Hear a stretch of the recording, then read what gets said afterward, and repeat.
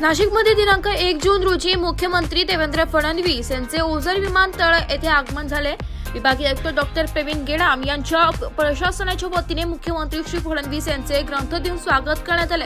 यावेळी आमदार सीमा हिरे, पोलीस महानिरीक्षक दत्तात्रय कराळे, जिल्हाधिकारी जलज शर्मा, महानगरपालिका आयुक्त मनीषा खत्री, पोलीस अधीक्षक नाशिक ग्रामीण बाळासाहेब पाटील, जिल्हा परिषदेचे अतिरिक्त मुख्य कार्यकारी अधिकारी प्रतिभा संगमनेरे, निफाड उपविभागीय अधिकारी doctor Shashikant Mangrule, upper police अधीक्षक आदित्य मिरखेलकर, माजी केंद्रीय राज्यमंत्री डॉक्टर भारती पवार आदी उपस्थित होते।